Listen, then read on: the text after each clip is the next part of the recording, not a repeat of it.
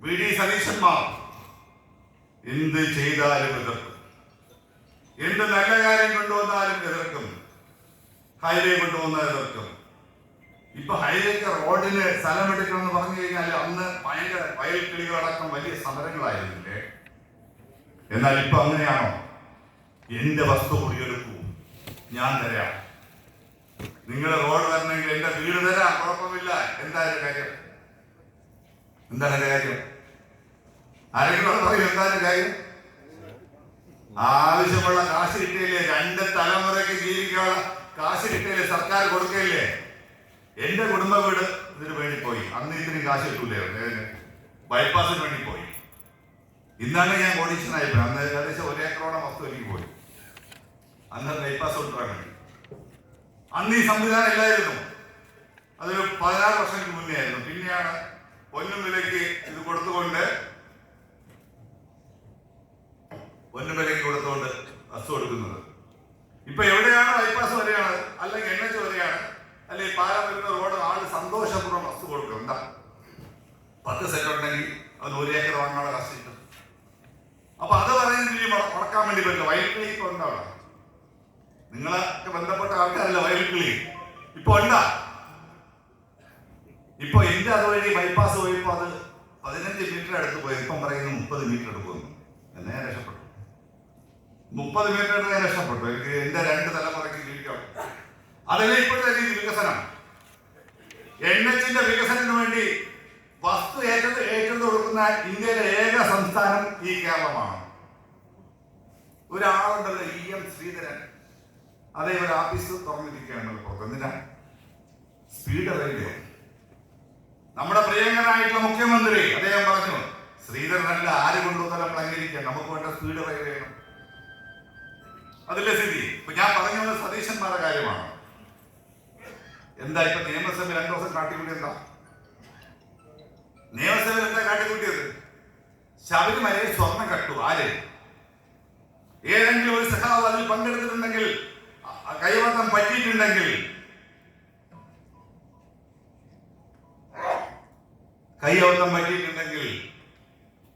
ആ സഖാവ് ഈ പ്രസ്ഥാനത്തിൽ ഉണ്ടാവില്ല. ഈ ജയിലിൽ കിടക്കുന്നവരും കോടതി കുറ്റക്കാരെന്ന് പറയുമ്പോൾ കുറ്റക്കാരനല്ല. പക്ഷേ ഇപ്പൊ എന്താ സ്ഥിതി? ഇന്നലെ ഒരു മഹാന് പാട്ടുപാടിയ സ്വർണം പാർലമെന്റിലെ MP-മാർക്ക് വേറെ ജോലിയൊന്നുമില്ലല്ലോ. ഈ ബഡ്ജറ്റിൽ ഇത്രയും മോശമായിട്ടും പ്രതികരിക്കാൻ കയറാത്ത MP-മാരുണ്ടോ? അവർ ആകെ പാടിയത് ഈ ലോക്കൽ ബോഡി തെരഞ്ഞെടുപ്പ് കഴിഞ്ഞപ്പോ അവിടെ പാട്ടുപാടിയതിന്റെ മുമ്പ് നിന്ന് പാട്ടുപാടിയ ആശാനുണ്ട്. നമ്മുടെ അവിടുത്തെ MP, ആക്ടിങ്ങിൽ MP. ഇന്നലെ മറ്റേ SITയുടെ മുന്നിൽ പോയി തന്നു. ഇപ്പൊ പാട്ട് പാടാൻ പറ്റുന്നില്ല. സ്പീക്കർ പറയണ, നിങ്ങൾ നിയമസഭയിൽ ചർച്ചയ്ക്ക് അവസരം തരാന്ന് പറഞ്ഞപ്പോഴും എന്താ സ്ഥിതി? ഞങ്ങൾക്ക് ചർച്ചയെ വേണ്ട, മന്ത്രി രാജിവെക്കണം. ഏത്? ഇപ്പോഴത്തെ മന്ത്രിയെ ഈ സ്വർണ്ണക്കുള്ള നടന്നത് ഒരു 5-8 വർഷം മുന്നെയാണ്. 2000 ഇങ്ങനെ ഉണ്ടല്ലോ, നമ്മുടെ KPCCയുടെ അഖിലേന്ത്യാ സെക്രട്ടറി, KPCCയുടെ AICCയുടെ അഖിലേന്ത്യാ സെക്രട്ടറി വേണുഗോപാൽ, അതേപോലെ മന്ത്രിയായിരുന്നപ്പോഴാണ് ആ പോറ്റി കേൾക്കിയത്. അന്വേഷണം നീണ്ടുപോവുകയാണ്. ഇപ്പൊ പാട്ട് പാടാൻ വയ്യ. ഇനി 23-ാം തീയതി വീണ്ടും സഭ തുടങ്ങുമ്പോഴേ പലരും അകത്താവും. ആ സ്ഥിതിയാണ്. അപ്പോ ഇവിടെ ഉണ്ടായിട്ടുള്ള എല്ലാ വികസനങ്ങളെയും ജനങ്ങളെ കഴിഞ്ഞ ലോക്കൽ ബോഡി തെരഞ്ഞെടുപ്പിൽ, തദ്ദേശ സ്വയംഭരണ തെരഞ്ഞെടുപ്പിൽ ചെറിയൊരു അബദ്ധം പറ്റിയിട്ടുണ്ട്. പ്രാദേശികമായിട്ട് ചില സ്ഥലങ്ങളിൽ നേട്ടം ഉണ്ടാക്കാൻ പറ്റി എന്നതിന്റെ അടിസ്ഥാനത്തിൽ അഹങ്കരിക്കുക. മുഖ്യമന്ത്രിമാരെ തീരുമാനിച്ചു. ചെന്നിത്തല, സതീശൻ, വേണുഗോപാല്, ശശി തരൂര്, പറ്റുമെങ്കിൽ ഏക്കാൻഡി വരും. അങ്ങനെ നിൽക്കുകയാണ്. ഈ സമയത്ത് ഈ നാട്ടിലുണ്ടായിട്ടുള്ള വികസന കാര്യങ്ങളാകെ തന്നെ തമസ്കരിച്ചുകൊണ്ട് ഈ പ്രശാന്ത് പറഞ്ഞതുപോലെ 16-ന് മുന്നേയുള്ള കാലഘട്ടം. എനിക്ക് നേരെ നിന്ന് സംസാരിക്കുമ്പോൾ ചുമണ്ട് വാരിയിൽ പൊട്ട കെട്ടിയിട്ടുണ്ട്. എങ്ങനെയാണെന്ന് നിങ്ങൾക്കറിയാമോ? മാണി ഒരു ബഡ്ജറ്റ്, ഇപ്പൊ മാണിയുടെ ഭാഗത്തുള്ളവരാണ്. മാണിയുടെ ഒരു ബഡ്ജറ്റ് സമരം, വിപുലമായിട്ടുള്ള ബഡ്ജറ്റ് അവതരിപ്പിക്കാൻ പറ്റുന്ന അകത്തും പുറത്തുമുള്ള സമരം. ആ സമരത്തിൽ ഇവര് പോലീസുകാർ ആദ്യം അടിച്ചു പഠിച്ചത് എന്റെ ശരീരത്തിലാണ്. അപ്പൊ അതിനുശേഷം ചില ആരോഗ്യ പ്രശ്നമുണ്ട്. ഞാനിവിടെ ഈ വെള്ളം കുടിക്കാൻ വേണ്ടി വെള്ളം കൊണ്ടുവച്ചുകൊണ്ട് സൂചിപ്പിച്ചു പോകുന്നതാണ്. അപ്പോ 2016 മുന്നേയുള്ള ഭീകരമായിട്ടുള്ള കാലഘട്ടം, ആ കാലഘട്ടം വീണ്ടും മടങ്ങി വരണോ?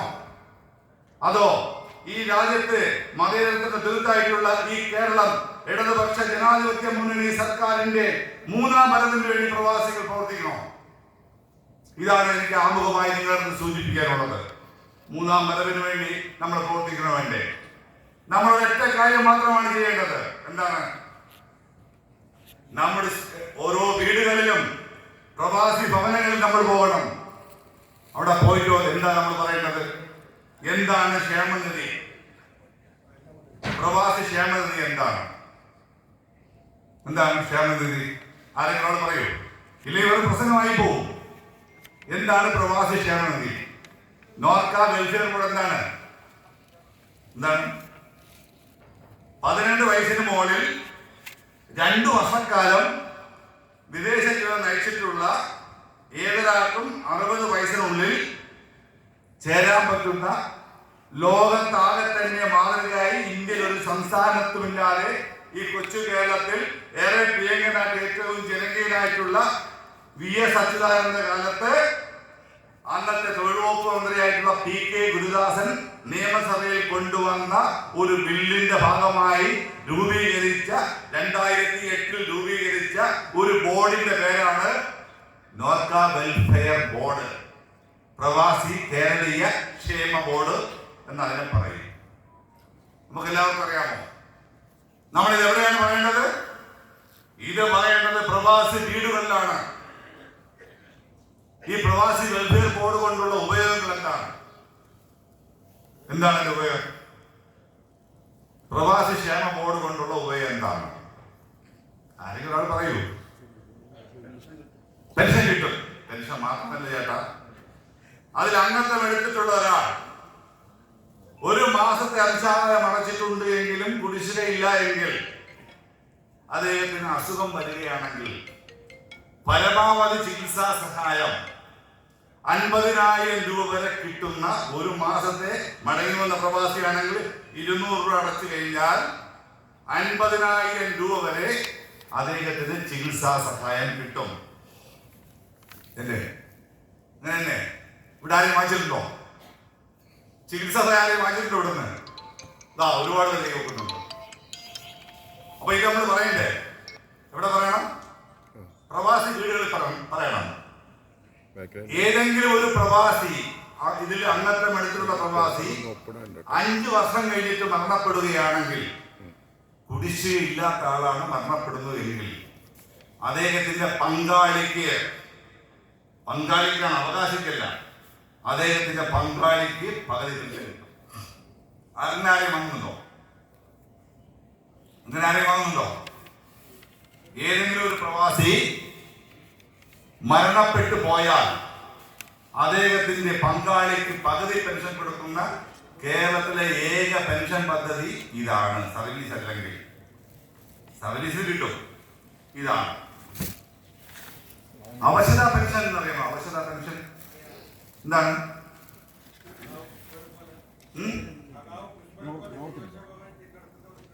അതെ, പ്രവാസികളായിട്ടുള്ള സഖാവ് പുഷ്പൻ പോലെയുള്ളവർക്കുള്ള അംഗത്വം എടുത്തിട്ടുള്ള ആളുകൾക്ക് പൈസ അടയ്ക്കാതെ തന്നെ പെൻഷൻ കൊടുക്കുന്ന പദ്ധതിയാണ് അവശാചേണ്ടത് പഠിച്ചേക്കാൻ. വിവാഹ ധനസഹായം മറ്റുള്ള ആരെയുണ്ടോ? ക്ഷേമനിധി ബോർഡിന് അവിടെ ഫ്രണ്ടില് ഉണ്ട്. വിവാഹ ധനസഹായം എന്ന് പറയുന്നത് നമ്മൾ 3 വർഷത്തിൽ കൂടുതൽ ഈ വെൽഫെയർ ബോർഡിൽ അംഗത്വമുള്ളവർക്ക്, കുടിശ്ശിക ഇല്ലാത്തവർക്ക്, തന്റെ പെൺമക്കളുടെ വിവാഹത്തിന്, 2 മക്കളുടെ വിവാഹത്തിന് ഈ വെൽഫെയർ ബോർഡ് 10,000 രൂപ വെച്ച് ധനസഹായം കൊടുക്കുന്നു. അല്ലേ? അതല്ലേ വിവാഹ ധനസഹായം. വിദ്യാഭ്യാസ ആനുകൂല്യം കൊടുക്കുന്നുണ്ട്. വിദ്യാഭ്യാസ ആനുകൂല്യം, ഉന്നത വിദ്യാഭ്യാസ ലോകർക്ക് ഗ്രാന്റ് കൊടുക്കുന്നു. ഈ വെൽഫെയർ ബോർഡ് തന്നെ കൊടുക്കുന്ന, ഉന്നത വിദ്യാഭ്യാസത്തിന് കൊടുക്കുന്ന ഗ്രാന്റ് വെൽഫെയർ ബോർഡ്. പ്രസവ ആനുകൂല്യം അറിയാമോ? പ്രസവാനുകൂല്യം ഉണ്ടെന്നേ വെൽഫെയർ ബോർഡിൽ. അതെ, ഇത് നിങ്ങൾ മനസ്സിലാക്കി വെക്കണം. ആ സൈറ്റിൽ കയറി നോക്കിയാൽ എല്ലാം പറ്റും. അപ്പോ വെൽഫെയർ ബോർഡിൽ അംഗത്വമുള്ള പ്രവാസികൾക്ക് കിട്ടുന്ന കാര്യങ്ങളാണ് ഇപ്പൊ ഞാൻ പറഞ്ഞത്. പ്രവാസി ക്ഷേമ ബോർഡുമായി ബന്ധപ്പെട്ട് ഞാൻ അതിന്റെ 10 വർഷമായി ഒന്നാം പിണറായി സർക്കാർ മുതൽ ഇന്ന് വരെയും 3 ടേമായി വെൽഫെയർ ബോർഡിന്റെ ഡയറക്ടറായി പ്രവർത്തിക്കുന്ന ആള്, തലസ്ഥാനം കേന്ദ്രീകരിക്കുന്ന ഒരാളെന്നാണ് ഞാനിത് സൂചിപ്പിച്ചു പോകുന്നത്. ഇത് ഒരു വർഷം ഒരു പ്രവാസി മേഖലയിലെ 10% കാര്യമാണ് ഞാൻ പറഞ്ഞത്. എന്താണ് നോർക്ക റൂട്ട്സ്? എന്താണ് നോർക്ക റൂട്ട്സ്? അതിനെ അറിയാമോ? എന്താണ്? ചേട്ടാ പറഞ്ഞില്ല. നോർക്ക റൂട്ട്സ്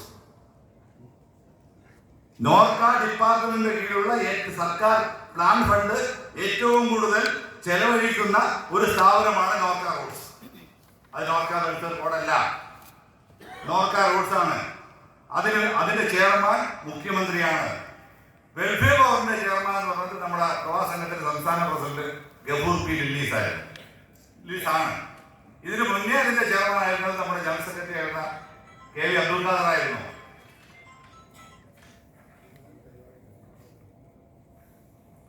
ആ നോർക്ക റൂട്ട്സിന്റെ ഏറ്റവും പ്രധാനപ്പെട്ട ഒരു പദ്ധതി ഇപ്പൊ പ്രഖ്യാപിച്ചു 2-3 മാസം മുന്നേ. കേരള പ്രഗതി ദിനത്തിൽ ആ പദ്ധതി നിലവിൽ വന്നു. എന്താ പദ്ധതി? നോർക്ക കെയർ. നിശ്ചയമായും ഈ നോർക്ക കെയറിനെ പറ്റി നമ്മൾ പഠിച്ചിരിക്കണം. ആ നോർക്ക കെയർ എങ്ങനെയാണ് പ്രവാസി മേഖലയിൽ ലഭ്യമാകുന്നത്? അതിനൊരു പ്രത്യേകതയുണ്ട്. ഇന്ത്യയിലെ ഒരു സംസ്ഥാനത്തും ഒരു ഇൻഷുറൻസ് കമ്പനിയും കൊടുക്കാത്ത ഒരു കാര്യമാണ്. ഒരു അസുഖവും ഇതിന് ബാധകമല്ല. എന്ത് അസുഖമുണ്ടെങ്കിലും 18 വയസ്സിന് മുകളിൽ 70 വയസ്സ് വരെ, വയസ്സും പ്രശ്നമല്ല, 70 വയസ്സ് വരെ ഉള്ള പ്രവാസികൾക്ക് നോർക്ക കെയറിൽ അംഗത്വം എടുക്കാം. എടുത്താലോ അച്ഛനും അമ്മയ്ക്കും കവറേജ് കിട്ടും, ഭാര്യയ്ക്കും 2 കുട്ടിയേക്കും കവറേജ്, 25 വയസ്സിന് താഴെയുള്ള 2 മക്കൾക്കും കവറേജ് കിട്ടും. എങ്ങനെയാണ് കവറേജ്? അങ്ങനെ അറിയാമോ? നോർക്ക കെയറിന്റെ കവറേജ് അങ്ങനെ അറിയാമോ? ചികിത്സയ്ക്ക് വേണ്ടി അപകട മരണത്തിനും മറ്റും 10 ലക്ഷം രൂപ വരെ കിട്ടുന്ന നോർക്ക കെയർ. അപ്പൊ നിങ്ങൾക്ക് സംശയം വരും, ഇത് ഗൾഫിൽ നിൽക്കുന്നവർക്ക് അല്ലെങ്കിൽ വിദേശ രാജ്യത്ത് നിൽക്കുന്നവർക്കല്ലേ ഇത് ബാധകം?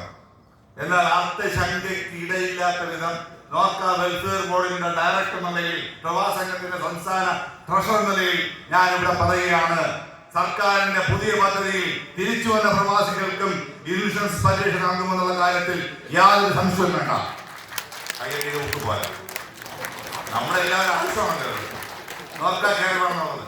ആ പ്രശാന്തൻ നമ്മുടെ EMD ലോക കേരളത്തിൽ പങ്കെടുത്തവരാണ്. അവിടെ നമ്മുടെ പറയുന്നത് മാത്രം ചെയ്യുന്ന, നടപ്പിലാക്കുന്ന കേരളത്തിന്റെ ഏറെ പ്രിയങ്കരനായിട്ടുള്ള നിങ്ങളുടെ നാട്ടുകാരൻ കൂടെ നമ്മുടെ മുഖ്യമന്ത്രിയാണ് ലോക കേരള സഭയിൽ ഇത് പ്രഖ്യാപിച്ചത്. പ്രശാന്ത് EMD കേട്ടോണ്ടിരുന്നത്. അപ്പൊ മടങ്ങി വന്ന പ്രവാസികൾക്ക് കൂടി ഈ ഇൻഷുറൻസ് പരിരക്ഷ ഉണ്ടാവും. എന്താണ് പ്രവാസി ID കാർഡ്? എന്താണ് പ്രവാസി ID കാർഡ്? പറയൂ. നമ്മള് ഇതെന്ന് പറയുന്നത് എന്തറിയാമോ? ഇവിടെ ഒരു പ്രസംഗം നടത്തിച്ചു പോയാൽ നിങ്ങൾ പറഞ്ഞോ, താഴെ പറയാനുള്ള കാര്യമോ? പ്രവാസി ID കാർഡ് എന്താണ്? പ്രവാസ ജീവിതത്തിന് പോകുന്നവർക്ക് വിസ കയ്യിൽ കിട്ടിയാൽ അതുമായി നോർക്കയെ സമീപിച്ചു കഴിഞ്ഞാൽ ഒരു തിരിച്ചറിയൽ കാർഡ് നോർക്ക ഇഷ്യൂ ചെയ്യും. ആ തിരിച്ചറിയൽ കാർഡിന് നമ്മുടെ സർക്കാർ അധികാരത്തിൽ വരുമ്പോ 1 ലക്ഷം രൂപയായിരുന്നു കവറേജ്. ഇപ്പൊ എത്രയാണ് കവറേജ് എന്നൊക്കെ അറിയാമോ? 5 ലക്ഷം രൂപ. 315 രൂപ കൊടുത്താണ് കാർഡ് എടുക്കേണ്ടത്. 3 വർഷമാണ് അതിന്റെ കാലാവധി. 5 ലക്ഷം രൂപയുടെ കവറേജ് ഉണ്ട്. പെർമനന്റ് ആയിട്ടുള്ള ഡിസബിലിറ്റി, സ്ഥിരമായിട്ടുള്ള അംഗവൈകല്യം സംഭവിച്ചാൽ ആ പ്രവാസിക്ക് എത്ര കിട്ടും കവറേജ്? 2 ലക്ഷം രൂപ വരെ കവറേജ് ഉള്ള നോർക്ക ID കാർഡ്. ഈ ID കാർഡ് ഉള്ളവർക്ക് മാത്രമേ ഇൻഷുറൻസ് പരിരക്ഷയിൽ ചേരാൻ വേണ്ടി പറ്റൂ. നമ്മുടെ സർക്കാർ ഒരു കാര്യം കൂടെ ചെയ്തു. വിദേശത്ത് പഠിക്കാൻ പോകുന്ന കുട്ടികൾക്ക് ഏർപ്പെടുത്തി കൊടുത്തു. പ്രവാസിക്ക് മാത്രമല്ലേ, പഠിക്കാൻ പോകുന്ന കുട്ടികൾക്ക് പോലും ഈ ID കാർഡിന്റെ ഉപയോഗമുണ്ട്.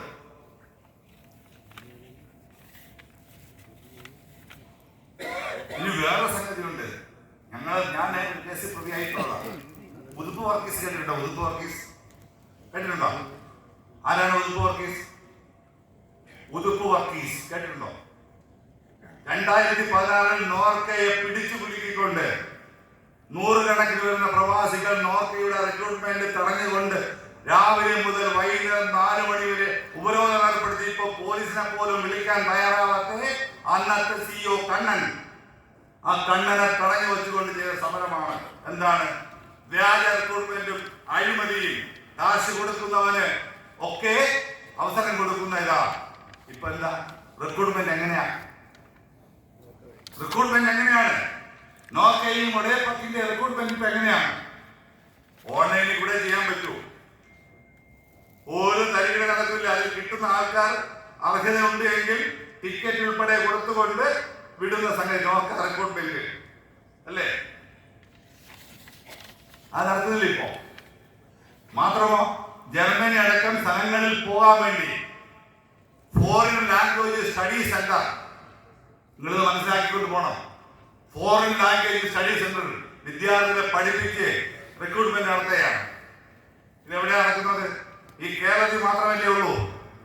അത് നമ്മള് താഴെ തട്ടിൽ നമ്മുടെ യൂണിറ്റുകളിലും നമ്മൾ പോകുന്ന വീടുകളിലും ഈ കാര്യങ്ങൾ പറഞ്ഞു തന്നെ പോകണം. എന്താണ് സാന്ത്വനം പദ്ധതി? എന്താണ് സാന്ത്വനം? കുറെ പേര് വാങ്ങിച്ചിട്ടുണ്ടോ? നോക്കാർസിന്റെ പദ്ധതിയാണ് പറയുന്നത്. എന്താണ് സാന്ത്വനം? ക്ഷേമത്തിൽ അംഗത്വം ഉള്ളവർക്ക് ഇല്ലാത്തവർക്കും പറ്റും. അതായത് 2 വർഷത്തിൽ കൂടുതൽ പ്രവാസ ജീവിതം നയിച്ചിട്ടുള്ളവർ അവർ മടങ്ങി വന്നതിന് ശേഷം അവർക്ക് ചികിത്സാ സഹായമാണെങ്കിലും മരണാനന്തര സഹായമാണെങ്കിലും കിട്ടുന്ന പദ്ധതിയാണ് സാന്ത്വന. ആ സാന്ത്വനമല്ല, സാന്ത്വന. ഈ പദ്ധതി പ്രകാരം 2 വർഷം വിദേശത്ത് നിന്ന ആളാണ് എങ്കിൽ 2 വർഷത്തിനുള്ളിൽ എന്തെങ്കിലും പറ്റിയാൽ ചികിത്സാ സഹായം, മരണാനന്തര സഹായം കിട്ടും. ഒരു 10 വർഷം നിന്ന ആളാണെങ്കിൽ 10 വർഷത്തിനുള്ളിൽ സംഭവിച്ചാൽ കിട്ടും. പരമാവധി കാലാവധി 10 വർഷമാണ്. ഇപ്പൊ 30 വർഷം നിന്ന ആളാണെങ്കിലും 10 വർഷത്തിനുള്ളിൽ മടങ്ങി വന്ന് 10 വർഷത്തിനുള്ളിൽ, അത് പ്രായപരിധിയൊന്നുമില്ല, അസുഖം വന്നാലോ അല്ലെങ്കിൽ മരണപ്പെട്ടാൽ ആ മരണപ്പെട്ട ആളിന്റെ കുടുംബത്തിന് അവകാശിക്ക് 1 ലക്ഷം രൂപ ധനസഹായം. അല്ലാതെ ചികിത്സാ സഹായമാണെങ്കിൽ 50,000 രൂപ വരെ കിട്ടുന്ന ഇതാണ്.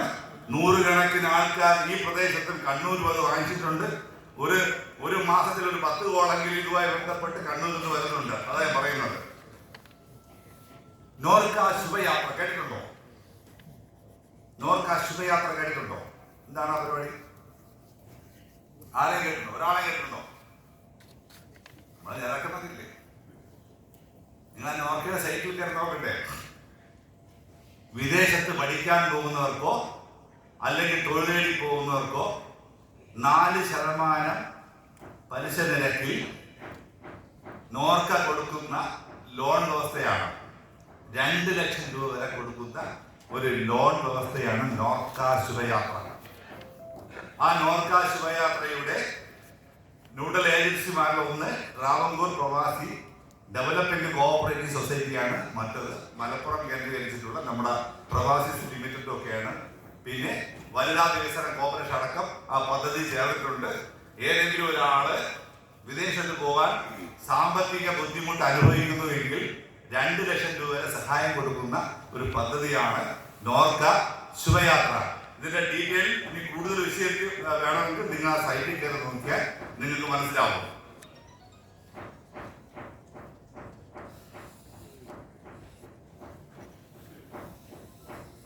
നോർക്ക റൂട്ട്സിന്റെ ഒരു ഡയറക്ടേഴ്സ് സ്കോളർഷിപ്പ് ഈ രവിപിള്ള മറ്റന്നാൾ കൊടുക്കുക 11-ാം തീയതി രവിപിള്ള ഫൗണ്ടേഷൻ ബന്ധപ്പെട്ട 1000 പേർക്ക് കൊടുക്കുക സ്കോളർഷിപ്പ് 20,000 രൂപ. ഇവിടെ ആരെ അപേക്ഷിച്ചിട്ടുണ്ടോ? ഉണ്ടോ? അല്ല, അപേക്ഷിച്ചിട്ടുണ്ടോ ആരെങ്കിലും? അപേക്ഷിച്ചിട്ടുണ്ടെങ്കിൽ ഇപ്പൊ 11-ാം തീയതി മുഖ്യമന്ത്രി കൊടുക്കുക. സഹായമേ ഉന്നത വിദ്യാഭ്യാസത്തിന്. നമ്മളിത് പഠിച്ചു വയ്ക്കണ്ടേ? ഞാൻ അങ്ങോട്ട് വെറുതെ വന്നിട്ട് ഘോര പ്രസംഗിച്ചിട്ട് കാര്യമുണ്ടോ? നിങ്ങൾക്ക് ഈ കാര്യം അങ്ങോട്ടെങ്കിൽ ചോദിക്കണം. ഒരു സംവാദം ആയിക്കോട്ടെ.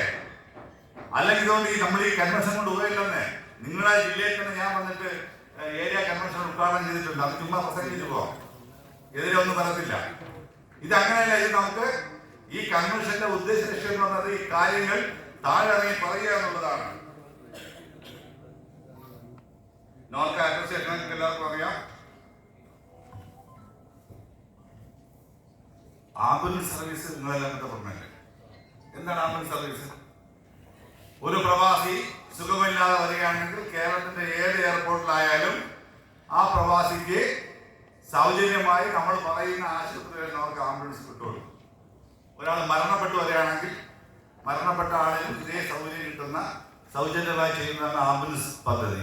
ഇത് നമ്മളെല്ലാം മനസ്സിലാക്കി വെച്ചേക്കണം.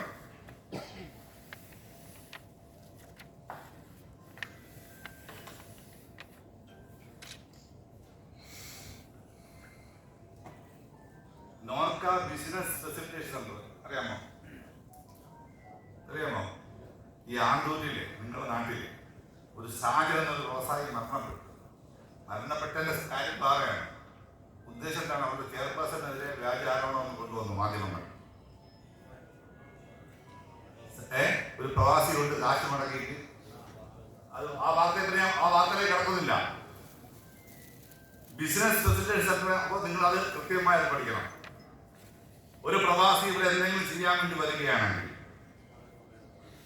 അവന് നോർക്ക ബിസിനസ് ഫെസിലിറ്റേഷൻ സെന്ററിൽ പോയി രജിസ്റ്റർ ചെയ്യുകയാണെങ്കിൽ കൃത്യമായും ഒരു മാസം കൊണ്ട് എല്ലാ ലൈസൻസും എടുത്തു കൊടുക്കും. ഈ ഒരു മാസം കൊണ്ട് ലൈസൻസ് ഒന്നും കിട്ടിയില്ലെങ്കിൽ കിട്ടിയതായി പരിഗണിച്ച് നമുക്ക് വ്യവസായം തുടങ്ങാം.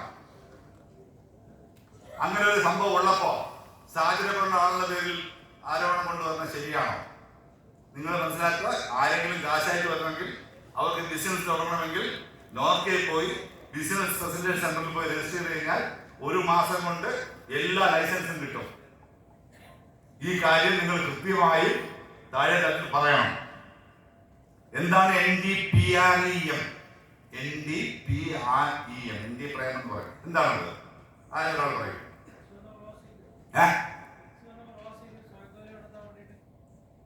Norka department project four retired emigrants. മനസ്സിലായ? നോർക്ക തിരിച്ചു വരുന്ന പ്രവാസികൾക്ക് ചെറുകിട സംരംഭങ്ങൾ തുടങ്ങാൻ വേണ്ടി 30 ലക്ഷം രൂപ വരെ വായ്പ കൊടുക്കുന്ന, പരമാവധി 3 ലക്ഷം രൂപ സബ്സിഡി കൊടുക്കുന്ന, പലിശയിൽ 3% കൊടുക്കുന്ന ഒരു പദ്ധതിയാണ് NDPREM. ആ NDPREM പദ്ധതി പ്രകാരം ഈ ഇരിക്കുന്ന ആരെങ്കിലും വായ്പ എടുത്തിട്ടുണ്ടോ? ഒരാൾ മാത്രമേ. 300ഓളം പേരോടെ ഇരിക്കുമ്പോൾ 2 പേര് മടങ്ങി വന്ന പ്രവാസികൾക്ക് വേണ്ടി വായ്പ എടുത്തിട്ടുള്ള ആ പദ്ധതി ഉപയോഗപ്പെടുത്തിയിട്ടുള്ള. ബാക്കി എല്ലാവരും സാമ്പത്തിക ഫിനാൻഷ്യലി സൗണ്ട് ആണെന്ന് ഞാൻ പ്രതീക്ഷിക്കുന്നു. 2 പേരാണ് ആ വായ്പ എടുത്തത്. ആ വായ്പ എടുക്കാനുള്ള ഗുണം എന്താണ്? മുടക്കം കൂടാതെ 3 വർഷം അടക്കുകയാണെങ്കിൽ 3.5 വർഷമാകുമ്പോൾ 15% ക്യാപിറ്റൽ സബ്സിഡി, മൂലധന സബ്സിഡി ലഭിക്കും. മൂലധന സബ്സിഡി 15% കിട്ടും. ഓരോ 3 മാസം കൂടുമ്പോഴും പലിശ ഇനത്തിൽ 3% സബ്സിഡി കിട്ടും. പലിശ എന്ന് പറഞ്ഞ ഒരു ബാങ്കിന്റെ 10% പലിശയെങ്കിൽ 7% ആവും. കേരളത്തിലെ ഏറ്റവും കൂടുതൽ പ്രവാസി വായ്പ കൊടുക്കുന്ന ഒരു സൊസൈറ്റിയുടെ പ്രസിഡന്റ് കൂടിയാണ് ഞാൻ.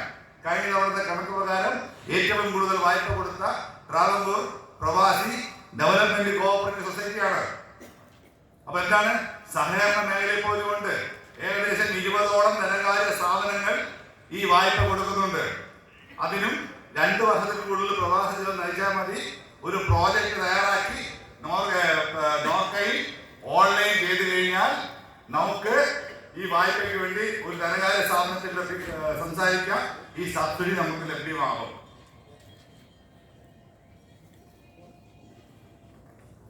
ഞാൻ ഈ കാര്യം പറഞ്ഞു പോകുമ്പോ നിങ്ങളെ പ്രതികരണം വെച്ചാൽ കൂടുതൽ അറിയാമോ? ഈ കാര്യങ്ങൾ എല്ലാം ഉണ്ട്. കേരള ബാങ്കുണ്ട്, കാർഷിക വികസന ബാങ്കുണ്ട്, പിന്നോക്ക വികസന കോർപ്പറേഷൻ ഉണ്ട്, SC/ST വികസന കോർപ്പറേഷൻ ഉണ്ട്.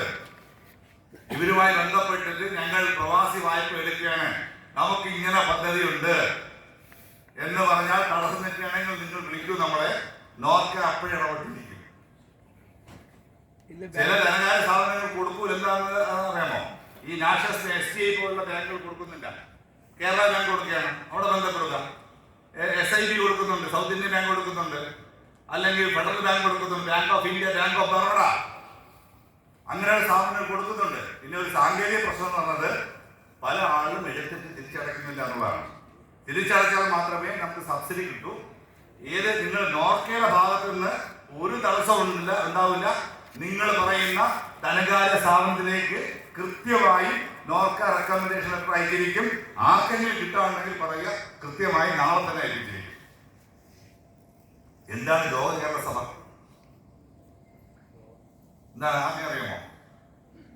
ഇപ്പൊ നമ്മളല്ലേ ഉള്ളൂ, ഇപ്പൊ നമ്മൾക്ക് 2 ആഴ്ചയിലേ ആവുന്നുള്ളൂ. എന്താണ് ലോക കേരള സഭ? വിദേശ മലയാളികളുണ്ടല്ല. ലോക കേരള സഭ എന്ന് പറയുന്നത് കേരളത്തിൽ നിന്നുള്ള മുഴുവൻ MLA മാർ, 141 MLA കേരളത്തിലുണ്ട്. ഒരു MLA ആരെന്നറിയാമോ? ആംഗ്ലേന്ത്യൻ പ്രതിനിധി. 20 ലോകസഭ MP മാരുണ്ട്. രാജ്യസഭ എത്ര MP മാരാ? 8 പേരല്ലേ? രാജ്യസഭ MP മാരും ലോകസഭ MP മാരും ഇവിടെ നിന്നുള്ള നോമിനേറ്റഡ് MP മാരും, കേരളത്തിൽ നിന്നുള്ള മലയാളികളായിട്ട് നോമിനേറ്റഡ് MP മാരും, അത് എത്ര പേരാണോ അത്രയും പേരടങ്ങുന്ന, അപ്പൊ MLA മാര് MP മാര് അത്രയും പേര് തന്നെ അടങ്ങുന്ന പ്രവാസി പ്രതിനിധികളും പങ്കെടുക്കുന്ന, മടങ്ങുന്ന പ്രവാസികൾ 8 പേര് മാത്രമേ പങ്കെടുക്കാൻ പറ്റൂ. വിദേശത്ത് നിൽക്കുന്ന ആൾക്കാരുടെ ബാക്കിയുള്ളവർ, മറുനാടൻ മലയാളികളുടെ ബാക്കിയുള്ളവർ, അത്രയും പേര് പങ്കെടുക്കുന്ന ഈ ഒരു കാര്യം നിങ്ങൾ മനസ്സിലാക്കുക. എല്ലാ മലയാളികളും കേരളീയരല്ല. എന്താ കാര്യം? എല്ലാ മലയാളികളും കേരളീയരാണോ? അല്ല. എന്തുകൊണ്ടാ? നിങ്ങളെ തൊട്ടടുത്തുള്ള മാഹിയിൽ താമസിക്കുന്നത് കേരളീയരല്ല, ആണോ? എറണാകുളം തൊട്ടപ്പുറത്തുള്ള ലക്ഷദ്വീപിലുള്ളവരും മലയാളികളാണ്, അവർ കേരളീയരല്ല. ഇതര സംസ്ഥാനങ്ങളിൽ പോയി അവിടെ ജനിച്ചു വളർന്ന് അച്ഛനും അമ്മയൊക്കെ മലയാളിയാണെങ്കിലും അവിടെ വോട്ടർ പട്ടികയിലും ആധാരമുള്ളവർ കേരളീയരല്ല. അപ്പോൾ കേരളീയരായിട്ടുള്ള പ്രവാസികളുടെയും മലയാളികൾ കുറച്ചുണ്ടല്ലോ വിദേശ നാടുകളിൽ പോയി വേലയ്ക്ക് പോയോ, അവരെ ഈ നാടിനെ പറ്റി പഠിപ്പിക്കാനും നാടിന്റെ കാര്യങ്ങൾ പറയാനും അവരുടെ വിഷയങ്ങൾ, വിചാരങ്ങൾ, അവരുടെ പ്രശ്നങ്ങൾ മന്ത്രിമാരും MLA മാരും MP മാരും മുഖ്യമന്ത്രിയുടെയും പ്രതിപക്ഷ നേതാവിന്റെ സ്പീക്കറുടെയും സാന്നിധ്യത്തിൽ ചർച്ച ചെയ്യുന്ന 2 വർഷത്തിലൊരിക്കൽ 2 നാൾ നിയമസഭയുടെ ശങ്കരനാരായണ തമ്പി ഹാളിൽ ചർച്ച ചെയ്യുന്ന സംവാദങ്ങളിൽ പങ്കുചേരുന്ന, നമ്മുടെ വിഷയങ്ങൾ മനസ്സിലാക്കുന്ന ഒരു സഭ, ലോകത്തിനകത്ത് തന്നെ മാതൃകയായിട്ടുള്ള ലോക കേരള സഭ. ഇപ്പം കുറച്ചുകൂടെ അപേക്ഷിച്ച് പ്രതിപക്ഷം ദൂർത്തെന്നാണ് പറയുന്നത്. എന്താ ദൂർത്ത്? കഴിഞ്ഞ തുടങ്ങിയ സമയത്ത് പറയുന്നതാണ് കുശലിന്റെ കസേരയിരിക്കുന്നു. ഇപ്പൊ LKG ഹാളിൽ, നിങ്ങൾ ഈ ഹാളിൽ ഇരിക്കുന്ന മോശമല്ലാത്തൊരു കസേരയാണ്. ഇത് നിങ്ങൾ ആരെങ്കിലും എടുത്തോണ്ട് പോകും? കൊണ്ടുപോകുമോ? നിങ്ങൾ ആരെങ്കിലും കൊണ്ടുപോകും? നമ്മുടെ തലമുറ, ഈ ഒരു തലമുറയ്ക്ക് ഇരിക്കാൻ വേണ്ടിയുള്ള കസേരയല്ലേ അത്? ശങ്കരനാരായണ തമ്പി ഹാളിലുള്ള ആ കുശലിന്റെ കസേര അത് അവിടെ തന്നെ ഇല്ലേ? സർക്കാരിന്റെ എല്ലാ പരിപാടി നടക്കുന്ന അവിടെ വെച്ചല്ലേ? പ്രവാസികളെ ഇങ്ങനെ അപമാനിക്കാൻ പാടുണ്ടോ?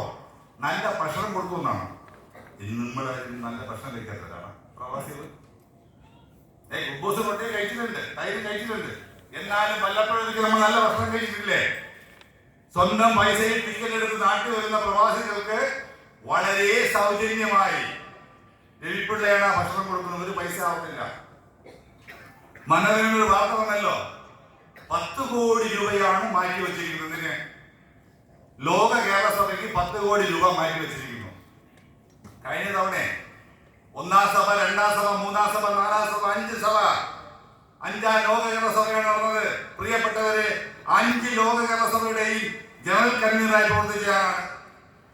ഒന്നാം സഭയിൽ പങ്കെടുത്തത് 35 രാജ്യങ്ങൾ, 4ാം സഭയിൽ പങ്കെടുത്തത് 103 രാജ്യങ്ങൾ, 5ാം സഭയിൽ 125 രാജ്യത്തിൽ പ്രതിനിധി പങ്കെടുത്തു. ഇത് വിരളിമുളയാണ്. ആര്? UDF-കാര്. എന്തിനാണ് അവര് പ്രവാസികളുടെ വിഷയം കേൾക്കാൻ വേണ്ടി കേരളത്തിലെ പിണറായി വിജയൻ സർക്കാർ നടപ്പിലാക്കുന്ന പദ്ധതികളെ പറ്റി വിശദീകരിക്കാൻ വേണ്ടി വിളിച്ചു കൂട്ടുന്ന പരിപാടിയിൽ വന്നിരിക്കണ്ടേ? ഇത്രയും കാര്യങ്ങളുണ്ട് എന്ന് പറയാൻ വേണ്ടി തയ്യാറാവണ്ടേ? പക്ഷെ പ്രവാസി കോൺഗ്രസ്സുകാർ പങ്കെടുത്ത് അവരെന്റെ അടുത്ത് പറഞ്ഞു വെച്ചാൽ ഞങ്ങൾക്ക് വേണ്ടി ചെയ്യുന്ന പരിപാടി കോൺഗ്രസ് വന്നാലും നടക്കില്ല, കോൺഗ്രസ് വന്നാലും നടക്കൂല. അങ്ങനെ നല്ല പദ്ധതി കഴിഞ്ഞ 4ാം സഭയിൽ ആകെ ചെലവായത് വെറും 35 ലക്ഷം രൂപയാണ്. ഈ 5ാം സഭയിൽ അത്ര രൂപ പോലും ചെലവാവില്ല. ഈ നാടിന്റെ സമ്പദ്ഘടന താങ്ങി നിർത്തുന്നവർ, വിദേശ നാണ്യം ഒഴുക്കുന്നവർ. നമ്മുടെ കേരളം എന്താ നിങ്ങൾ ഈ മനസ്സിലാക്കുന്നത്? യൂറോപ്പിനെക്കാളും മുന്നിലായില്ലേ കേരളം? കേരളത്തില് ഞാൻ ഇത് പോർട്ടബിൾ ബിൽഡിംഗ് ആണ് യൂറോപ്പിലൊക്കെ, ചെറിയ പോർട്ടബിൾ ബിൽഡിങ്ങുകളാണ്. ഈ ഗൾഫിൽ നിൽക്കുന്ന അറബി വന്ന് നമ്മുടെ നാട്ടിലെ കെട്ടിടം കണ്ടാൽ തീർന്നു, പിന്നെ ജോലിയും തരില്ല അല്ലേ? ഈ കോൺക്രീറ്റ് ബിൽഡിംഗ് അല്ലാത്ത ഏതെങ്കിലും ഒരു വീടുണ്ടോ? ടൈലില്ലാത്ത വീടുണ്ടോ? ബാത്റൂം ഇല്ലാത്ത വീടുണ്ടോ? മുമ്പ് നമ്മുടെ വീടിന്റെ കാഴ്ചപ്പെടുത്തായിരുന്നു. ഒരു 10-30 വർഷം മുന്നേ ഏറ്റവും കാശുള്ളവന്റെ വീട് എങ്ങനെയായിരുന്നു? ബാക്കിൽ ഓട്, ഫ്രണ്ടിൽ ഒരു മുറി വാർത്തത് അല്ലേ? മറ്റിപ്പാവുന്നല്ലേ പറഞ്ഞ അങ്ങനല്ലേ? കാശുള്ളവല്ല. പണ്ട് ഒരു വീട്ടിൽ കല്യാണം കഴിക്കാൻ വേണ്ടി പോയല്ലേ, ഒരു പെണ്ണിനെ അല്ല ഒരു ചെറുക്കന്റെ വീട്ടില് പെണ്ണ് വീട്ടുകാർ വരുമ്പോ നമ്മുടെ തെക്കൻ ഇവിടെ കണ്ണൂർ എങ്ങനെയാണെന്ന് പറഞ്ഞൂടെ, എന്റെ നാട്ടിലൊക്കെ എങ്ങനെയാണ്? ആദ്യം നോക്കുന്നത് വൈക്കോൽ തുറവിന്റെ എണ്ണം നോക്കും. വൈക്കോൽ തുറന്ന് മനസ്സിലായ വൈക്കോൽ കൂന, നമ്മളവിടെ വൈക്കോൽ തുറന്നാ പറയുന്നത്. പുല്ലല്ല, വൈക്കോൽ ഉണക്കി കൂട്ടി വയ്ക്കും. എന്താ നോക്കുന്നത്? എന്റെ മകളെ അവിടെ കെട്ടിച്ചു വിട്ടാൽ എന്റെ മകൾ 3 നേരം ഭക്ഷണം കഴിച്ച് കിടക്കും. 1-2 വൈക്കോത്തുറവുള്ളവർ വീട്ടാണെങ്കിൽ കൃത്യമായി പെണ്ണിനെ കെട്ടിച്ചു വിടും. 80കളായപ്പോ എന്താ സംഭവിച്ചത്? ടിവിയുടെ ആന്റിന ഉണ്ടാ നോക്കും. ഈ ടിവിയുടെ ആന്റിന നോക്കുന്നേ. അന്നൊക്കെ ഓലമേഞ്ഞ വീടില്ലായിരുന്നോ? അന്ന് ഏറ്റവും കാശുള്ള നെല്ലുള്ള വീടെന്ന് പറയുന്നത് ഓടിട്ട വീടായിരിക്കും, അല്ലെങ്കിൽ ഒരു മുറി വാർത്ത വീടായിരിക്കും. ഇന്നത്തെ സ്ഥിതി എന്താണ്? ഇന്ന് പണക്കാരനായ പാവപ്പെട്ടവരെ തിരിച്ചറിയാൻ പറ്റുമോ? 2000 സ്ക്വയർ ഫീറ്റ് അല്ലെങ്കിൽ 1500 സ്ക്വയർ ഫീറ്റിന് മുകളിലുള്ള വീടല്ലേ നമുക്കുള്ളത്. ഇതെങ്ങനെ ഉണ്ടായില്ല? എങ്ങനെ ഉണ്ടായത്? അഭിമാനപൂർവ്വം പറയൂ, ഞങ്ങൾ പ്രവാസികളുണ്ടായെന്ന് പറയൂ. കുമ്മായം പൂശിയ വീട്, വെള്ള വച്ച വീട് അല്ലേ? തറയിൽ കാശുകൊണ്ട് വീട്ടാണെങ്കിൽ മുട്ടയുടെ വെള്ളക്കരവും കരിയും കൂടെ കരച്ച് കലക്കി ഒരു സിമെന്റും കൂടെ ചേർത്ത് തറയിടും. ഇപ്പോഴും അങ്ങനെയുള്ള വീടുകൾ നല്ല തണുപ്പാണ്. അത് മാറി ടൈലറ്റില്ലേ, വീട്ടിനകത്ത് ബാത്റൂം ഉണ്ടായി. ബാക്കി എന്താ? ഒരു ഫിലിമില് നമ്മുടെ അടൂർ പങ്കമ്മ ഈ വെള്ളം ഈ യൂറോപ്യൻ ഭാഷത്ത് വെള്ളമെടുത്ത് പോകുമ്പോഴൊക്കെ ആവും. അപ്പൊ എന്നെ കൊണ്ടുവന്ന ആരാണ്? അതൊക്കെ പോട്ട്. ലോകത്തെ ഏറ്റവും കൂടുതൽ വാഹനം ഉപയോഗിക്കുന്ന രാജ്യങ്ങൾ എന്നറിയാമോ? ഏതാണ്? ഒരാൾ പറയും. UAE അല്ല, കേരളമല്ല. കേരളമാണെന്ന് പിന്നെ പറയാം. ചൈനയാണ്, ലോക രാജ്യമാണ്. ലോകത്തെ ഏറ്റവും കൂടുതൽ വാഹനം ഉപയോഗിക്കുന്ന രാജ്യം, 48% ആൾക്കാരും വാഹനം ഉപയോഗിക്കുന്ന രാജ്യമാണ് ചൈന. 37% ആളാണ് അമേരിക്കയിൽ വാഹനം ഉപയോഗിക്കുന്നത്. കേരളത്തിൽ ഇന്ത്യയിൽ വാഹനം ഉപയോഗിക്കുന്ന ആളുടെ ശതമാനം 18% പേരാണ് ഇന്ത്യയിൽ വാഹനം ഉപയോഗിക്കുന്നത്. പക്ഷെ കേരളത്തിൽ വാഹനം ഉപയോഗിക്കുന്നത് എത്ര ശതമാനം അറിയാമോ? ഇല്ല, 49%. ലോക ശരാശരിയേക്കാൾ 1.5% കൂടുതലാണ് കേരളത്തിൽ വാഹനം ഉപയോഗിക്കുന്നവരുടെ എണ്ണം.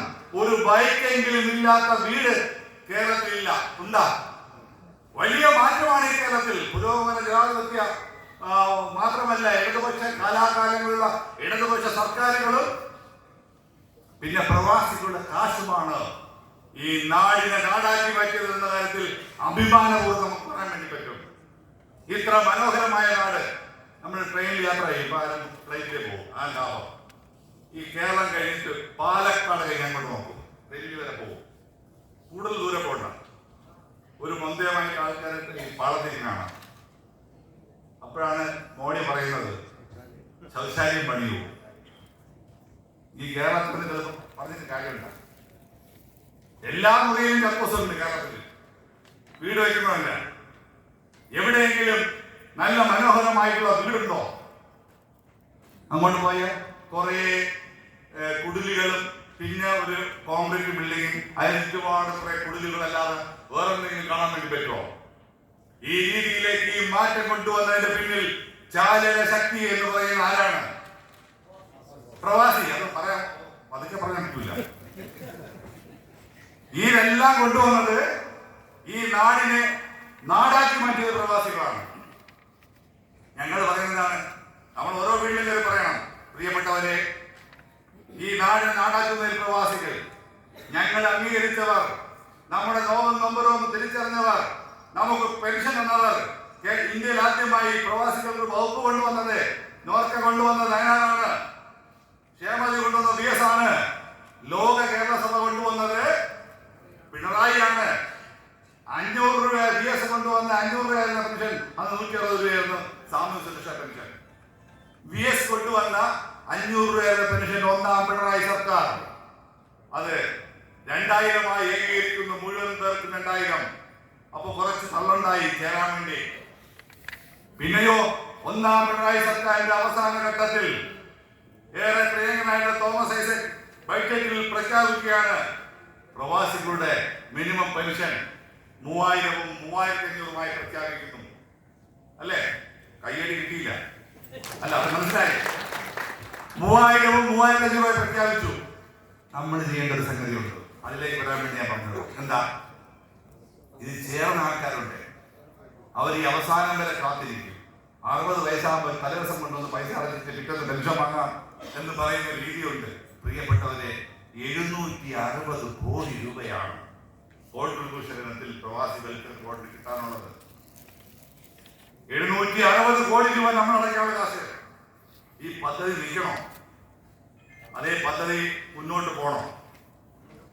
നിങ്ങൾ എല്ലാവരും നാട്ടിൽ പറയണം, കുടിശ്ശിക ഉള്ളവർ അതിലേക്ക് അടയ്ക്കണം. 60 വയസ്സ് കഴിഞ്ഞാൽ അടയ്ക്കാൻ പറ്റില്ല. ഇപ്പോ ഒരു ചെറിയ ഇളവ് വരുത്തുന്നുണ്ട്. ആ ഇളവ് 1 മാസം കൂടി മാത്രമേ ഉള്ളൂ. അതിന് മുന്നേ കുടിശ്ശിക അടച്ചു തീർത്താൽ പെൻഷൻ ഉറപ്പ്. 3-4 മാസം മുന്നേ ഒരു പ്രഖ്യാപനം പിണറായിയുടെ വായിൽ നിന്നുണ്ടായി. എന്താണ്? ഞാനും ബാദുഷയും ഗഫൂറുമടക്കം വെൽഫെയർ ബോർഡിന്റെ നേതാക്കന്മാർ അവിടെ ചെല്ലുന്നു, കാണുന്നു. അടുത്ത മാസം പെൻഷൻ കൊടുക്കാൻ കാശില്ല. ഒരു മാസത്തെ വരവ് 9 കോടി രൂപ, കൊടുക്കേണ്ടത് 40 കോടി രൂപ പെൻഷൻ. സഹായിച്ചേ പറ്റൂ. ശരി, ആയിക്കോട്ടെ, അതിനപ്പുറം അദ്ദേഹം പറയില്ലല്ലോ. പക്ഷെ അദ്ദേഹം പ്രഖ്യാപിച്ചു പെൻഷൻ മുടക്കം കൂടാതെ കൊടുക്കാൻ വേണ്ടി 70 കോടി രൂപ അദ്ദേഹം പത്രസമ്മേളനം നടത്തി പ്രഖ്യാപിച്ചു. ആ പൈസ വാങ്ങിച്ചിട്ടാണ് കഴിഞ്ഞ മാസം വരെയുള്ള പെൻഷൻ മുടങ്ങാതെ പോയത്. നിങ്ങൾ കൂടി സഹായിക്കുകയാണെങ്കിൽ ഈ പദ്ധതി മുടങ്ങാതെ മുന്നോട്ട് പോകും. 9 ലക്ഷത്തിലധികം പേരാണ് ഈ പദ്ധതിയിലുള്ളത്. 1,05,000-ഓളം പേരാണ് പെൻഷൻ അർഹതപ്പെട്ടത്. 86,000-ഓളം ആളുകൾക്കാണ് ഈ പെൻഷൻ കൊടുക്കുന്നത്. ഞാൻ ഇവിടെ നിന്ന് ഇപ്പോഴും പറയുന്നു, നിങ്ങൾ കൊടുക്കാനുള്ള പൈസ മുഴുവൻ കൊടുത്തു കഴിഞ്ഞാൽ എന്ത് ചെയ്താൽ ഈ നമ്മൾ ചെറിയ പൈസയാണല്ലോ, 200 രൂപയാണല്ലോ അടയ്ക്കാനുള്ളത്, അല്ലെങ്കിൽ 350 രൂപയാണല്ലോ അടയ്ക്കാനുള്ളത്. ഈ പൈസ എല്ലാം കൊടുത്ത് കുടിശ്ശിക നിവാരണം നടത്തി 760 കോടി രൂപ വെൽഫെയർ ബോർഡിന്റെ കയ്യിലേക്ക്, അക്കൗണ്ടിലേക്ക് വരികയാണെങ്കിൽ പ്രിയപ്പെട്ടവരെ, കേരളം ഭരിക്കുന്നത് 3ാമതും ഇടതുപക്ഷ ജനാധിപത്യ മുന്നണി സംവിധാനമാണ് എങ്കിൽ ഈ പെൻഷൻ ഇനിയും വർദ്ധിപ്പിക്കുമെന്ന് അർത്ഥശങ്കയ്ക്ക് ഇടയില്ലാത്ത വിധം ഞാനിവിടെ പ്രഖ്യാപിക്കാം. നമ്മുടെ ആവശ്യം നിങ്ങളെ നേതാക്കളെല്ലാം പറഞ്ഞത് മിനിമം 5000 രൂപയിൽ ആക്കണമെന്നല്ലേ. അപ്പൊ നമ്മൾ കൊടുക്കാനുള്ള കാശെല്ലാം കൊടുത്ത് ഇത് മുന്നോട്ട് പോവുകയാണെങ്കിൽ 5000 രൂപയെങ്കിലും പെൻഷൻ ആക്കണമെന്നുള്ള കാര്യത്തിലേക്ക് പ്രവാസി സംഘം തന്നെ വരുമെന്നുള്ള കാര്യത്തിൽ യാതൊരു സംശയവുമില്ല. അങ്ങനെ ഒട്ടനവധി ക്ഷേമ പദ്ധതികൾ ഈ പ്രവാസി മേഖല നടക്കുമ്പോ ആ പദ്ധതികൾ വേണോ? നമുക്ക് പെൻഷൻ വേണോ? പിണറായി സ്ഥാനത്ത് സതീശനാണ് തന്നെയുള്ള സ്ഥിതി അറിയാമോ? ഇത്ര അധികം കുഴപ്പക്കാരനായ ഒരു മനുഷ്യൻ പറയുന്നത് അതിനെയൊക്കെ നമ്മൾ എതിർക്കും. വയനാട് തുരങ്കപാത നമ്മൾ എതിർക്കും. ലോക കേരള സഭയെ നമ്മൾ എതിർക്കും. എല്ലാം എതിർക്കും. ഹൈവേ തന്നെ എതിർക്കും. വികസനം കൊണ്ടുവന്ന എതിർക്കും. വീട് കൊടുത്താൽ എതിർക്കും. പുനർജനിയില്ലേ ഇഷ്ടംപോലെ പൈസ കിട്ടിപ്പോഴുണ്ട്. ഇലക്ഷൻ നടക്കാൻ വേണ്ടിയിരിക്കുക. മുമ്പ് CBI പിടിച്ചോണ്ട് പോകും ഈ സതീശന്. ഞാൻ അതിലേക്ക് കിടക്കുന്നില്ല, രാഷ്ട്രീയം പറയുന്നില്ല. അപ്പോ നമ്മുടെ പ്രവാസികൾ, ഈ നാടിനെ നാടാക്കി മാറ്റിയ പ്രവാസികൾ എക്കാലവും ഇടതുപക്ഷത്തിന്റെ കൂടെ തന്നെ നിൽക്കണം. ഇടതുപക്ഷത്തിന്റെ കൂടെ നിൽക്കണം. ഈ സർക്കാരിന് എന്തെങ്കിലും പറ്റിക്കഴിഞ്ഞാൽ, നേരത്തെ പറഞ്ഞ ഒരു വാര്യലിന്റെ പ്രശ്നമുണ്ട്, ബഡ്ജറ്റിൽ അടി കിട്ടിയത്. അടി വാങ്ങിക്കാനുള്ള മടി കൊണ്ടൊന്നുമല്ല പറയുന്നത്. ഈ സർക്കാരിന് എന്തെങ്കിലും പറ്റിക്കഴിഞ്ഞാൽ ഈ 10 വർഷമായി നമ്മൾ ആർജിച്ചിട്ടുള്ള എല്ലാ നേട്ടങ്ങളും, ഈ കേരളത്തിന്റെ ഈ നേട്ടങ്ങൾ, ഒന്നാം സ്ഥാനത്തിന്റെ നേട്ടങ്ങളാകെ തന്നെ പോകും, മൊത്തത്തിൽ പോകും. ആ കാര്യത്തിൽ യാതൊരു സംശയവും വേണ്ട. അതുകൊണ്ട് നിതാന്തമായിട്ടുള്ള ജാഗ്രതയോടുകൂടി, നിതാന്തമായിട്ടുള്ള ജാഗ്രത നമ്മളെ വീടുകളിൽ പറയണം. സോഷ്യൽ മീഡിയ എടുത്തു കഴിഞ്ഞാൽ വ്യാജ പ്രചരണങ്ങൾ ഉണ്ടാവും. അതിനെല്ലാം അതിജീവിച്ചുകൊണ്ട് പ്രിയപ്പെട്ടവരെ, പ്രവാസികൾ ചെറിയ ഒരു ജനസംഖ്യയല്ല. മടങ്ങി വന്നിട്ടുള്ള പ്രവാസികൾ, ഇപ്പോഴും മടങ്ങി വന്ന പ്രവാസികൾ എണ്ണ എത്രയെന്ന് അറിയാമോ? അങ്ങനെ അറിയാമോ? അനൗദ്യ കണക്ക് പറഞ്ഞാൽ മതി. 18 ലക്ഷത്തിനും 20 ലക്ഷത്തിനും ഇടയിലുണ്ടോ എന്നാണ് മടങ്ങി വന്ന പ്രവാസികൾ. ഇപ്പോഴും പ്രവാസ ജീവിതം നയിക്കുന്നവർ, ഈ പ്രതിസന്ധി ഘട്ടത്തിലും പ്രവാസ ജീവിതം നയിക്കുന്നവർ 35 ലക്ഷത്തിനും 40 ലക്ഷത്തിനും ഇടയിലുണ്ട്. അപ്പൊ എത്രയായി? 40, 20, 60.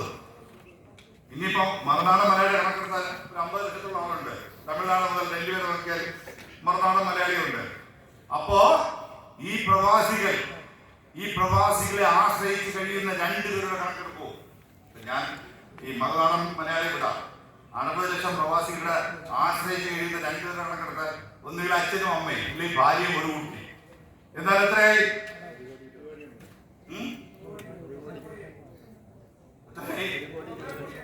1,80,00,000 3,6,18. ഈ നാട് ആര് ഭരിക്കണമെന്ന് തീരുമാനിക്കാൻ പറ്റുന്ന അത്രയധികം വലിയ ശക്തിയാണ് ഈ പ്രവാസികൾ. ഈ നാട്ടിൽ എന്തെങ്കിലും സംഭവിച്ചാൽ, ഭരണമാറ്റം ഉണ്ടായാൽ, നമ്മൾ നന്ദിയില്ലാത്തവരായി മാറും പ്രവാസികൾ. നമ്മൾ താഴെ നമ്മുടെ വീടുകളിൽ പോയി ഇത് പറയണം. അറിഞ്ഞല്ലേ പറ്റൂ. പിണറായി വിജയനെ ഗൾഫിൽ പോയി, നിങ്ങൾ കണ്ടല്ലോ, ദുബായിൽ ഒരു പരിപാടി. എന്റെ സംഘാടകൻ എന്നെ വിളിച്ചാൽ എങ്ങനെ ഉണ്ടെന്ന് ചോദിച്ചു. ഒന്ന് ചേട്ടാ, ഞങ്ങൾ പ്രതീക്ഷിച്ച 50,000 രൂപയാണ്, 1 ലക്ഷത്തിന് പുറത്താളായി. പിണറായി പോകുന്ന ഗൾഫ് നാടുകളാകെ തന്നെ ഇളകി മറിഞ്ഞു. പക്ഷേ തെരഞ്ഞെടുപ്പിൽ, ലോക്കൽ ബോഡി തെരഞ്ഞെടുപ്പിൽ അത് കാണാൻ വേണ്ടി പറ്റിയില്ല. അതുകൊണ്ട് നമ്മൾ കൃത്യമായും പ്രവാസി വീടുകളിൽ പറയണം. വോട്ടുറപ്പിക്കാനുള്ള കാര്യങ്ങൾ നിങ്ങൾ ചെയ്യണമെന്നാണ് എനിക്ക് സൂചിപ്പിക്കാനുള്ളത്. ഇതിന്റെ ഭാഗമായി ഈ മാസം 15-ാം തീയതി മുതൽ നമ്മൾ എന്താ ചെയ്യാൻ പോകുന്നത്? നല്ല ധാരണയുണ്ടോ? പ്രവാസി സംസ്ഥാന കമ്മിറ്റിയുടെ ആഹ്വാന പ്രകാരം എല്ലാ പഞ്ചായത്തുകളിലും എന്ത് സംഘടിപ്പിക്കും? കുടുംബ സംഗമങ്ങൾ. ഈ കുടുംബ സംഗമം സംഘടിപ്പിക്കുമ്പോഴേ CPM-ന്റെ നേതാക്കന്മാരെ വിളിച്ചിരുത്തി പ്രസംഗിക്കാൻ വേണ്ടിയല്ല. ആ നാട്ടിലെ ജനപ്രതിനിധികൾ, MLA-മാർ, MP-മാരുണ്ടെങ്കിൽ അത്, അല്ലെങ്കിൽ ബ്ലോക്ക് പഞ്ചായത്ത് പ്രസിഡന്റ്, അല്ലെങ്കിൽ പഞ്ചായത്ത് പ്രസിഡന്റ് അടക്കമുള്ളവരെ കൊണ്ട് ആ പ്രവാസികളുടെ കുടുംബ സംഗമം സംഘടിപ്പിക്കണം. ചെറിയ കലാപരിപാടികളുണ്ടെങ്കിൽ നടപ്പിലാക്കണം. ഇഫ്താർ സംഗമങ്ങൾ നടപ്പിലാക്കണം. നോയമ്പ് സമയമല്ലേ? നോയമ്പ് സമയമല്ലേ? MP 15 നോയമ്പല്ലേ? അപ്പോ ഇഫ്താർ സംഗമങ്ങൾ സംഘടിപ്പിക്കണം. ഈ കാര്യങ്ങൾ ഈ കണ്ണൂർ ജില്ലയിലെ എല്ലാ പഞ്ചായത്തുകളിലും നടക്കണം. കോർപ്പറേഷൻ വാർഡുകളിൽ നടക്കണം. മുനിസിപ്പൽ വാർഡുകളിൽ നടക്കണം. എന്ത് നടക്കണം? കുടുംബ സംഗമങ്ങൾ സംഘടിപ്പിക്കണം. അതൊരു തെരഞ്ഞെടുപ്പ് പ്രചരണമായി മാറ്റാൻ വേണ്ടി നിങ്ങൾ തയ്യാറാവണം. അതിവിപുലമായ പരിപാടിയിലേക്ക് നിങ്ങൾ എല്ലാവരും പോകണം. നമ്മുടെ അല്പം ജാഗ്രത കുറവ്, പ്രിയപ്പെട്ടവരെ, അല്പം ജാഗ്രത കുറവ് പ്രവാസികളുടെ ഭാഗത്തുണ്ടായാൽ നമുക്ക് കിട്ടുന്ന എല്ലാ ആനുകൂല്യങ്ങളും പോകുമെന്ന് മാത്രമല്ല, എല്ലാത്തിനും വികടമായി നിൽക്കുന്നത് 5-ാം മന്ത്രികളാണെന്ന് ഞാനിത് പറയുന്നില്ല. എല്ലാം ഓരോരുത്തരായിട്ട് പങ്കുവച്ചുകൊണ്ട് പോകും. മതേതരത്തിന്റെ തുരത്തായിട്ടുള്ള നമ്മളിപ്പോ ഗൾഫ് നാടുകളിൽ പ്രവാസികൾ നമ്മൾ റംസാൻ എല്ലാവരും ആഘോഷിക്കില്ലേ, ഓണാഘോഷിക്കില്ലേ, വിഷു ആഘോഷിക്കില്ലേ? ഇതെല്ലാത്തിന്റെയും മതസൗഹാർദ്ദത്തിന്റെ കേന്ദ്രമായിട്ടുള്ള കേരളം എന്ന രീതിയിൽ നിലനിൽക്കണമെങ്കിൽ ഈ സർക്കാർ സംവിധാനം നിലനിൽക്കണം. കേരളം ഇടതുപക്ഷ ജനാധിപത്യ മുന്നണി വീണ്ടും അധികാരത്തിൽ വരാതെ വി.ഡി. സതീശന്മാർ ഞാൻ സതീശൻ അഥവാ ജയിച്ച സതീശനാവോ, അത് ചെന്നിത്തലയാവോ, അത് വേണുഗോപാലാവോ, അപ്പൊ ഇത്തരത്തിലുള്ള ആൾക്കാരെ തുരത്തിക്കൊണ്ട് കേരളം മതേതര ജനാധിപത്യത്തിന്റെ തുരത്താക്കി മാറ്റാനുള്ള ജാജ്വല്യമാനമായിട്ടുള്ള ത്യാഗോജ്വലമായിട്ടുള്ള പ്രവർത്തനങ്ങൾക്ക് കണ്ണൂരത്തെ ഓരോ പ്രവാസികളും രംഗത്തിറങ്ങണമെന്ന് ആത്മാർത്ഥമായി ഞാൻ ആഗ്രഹിക്കുകയാണ്, ആവശ്യപ്പെട്ടുകൊണ്ട്. വളരെ സന്തോഷപൂർവ്വം, നല്ല പങ്കാളിത്തമുണ്ട്, വളരെ ശ്രദ്ധാപൂർവമാണ് നേതാക്കൾ ഇത് കേട്ടുകൊണ്ടിരിക്കുന്നത്. കുറച്ചുപേർ അതിൽ പ്രതികരിച്ചു. ഞാൻ പ്രസംഗത്തിൽ നിന്ന് മാറ്റി കാര്യങ്ങളിലേക്ക് പോയത്, ഇത്ര അധികം കാര്യങ്ങൾ ഒരു 10 വർഷം കൊണ്ട് പ്രവാസികൾക്ക് വേണ്ടി ചെയ്തിട്ടുണ്ടെങ്കിൽ ഇനിയും ഏറെ നമുക്ക് മുന്നേറാനുണ്ട്. ആ മുന്നേറ്റം വേണമെങ്കിൽ ഇടതുപക്ഷ ജനാധിപത്യ മുന്നണിയുടെ 3ാം ഭരണം അനിവാര്യമെന്ന് പറഞ്ഞുകൊണ്ട് ഈ കൺവെൻഷനിൽ പങ്കെടുത്തിരിക്കുന്ന മുഴുവൻ പ്രവാസി സുഹൃത്തുക്കളെയും കേരള പ്രവാസി സംഘത്തിന്റെ കേരള സംസ്ഥാന കമ്മിറ്റിക്ക് വേണ്ടി വീണ്ടും അഭിവാദ്യം ചെയ്തുകൊണ്ട് സന്തോഷപൂർവ്വം ഈ കൺവെൻഷൻ ഉദ്ഘാടനം ചെയ്തതായി പ്രഖ്യാപിക്കുന്നു. നന്ദി, നമസ്കാരം.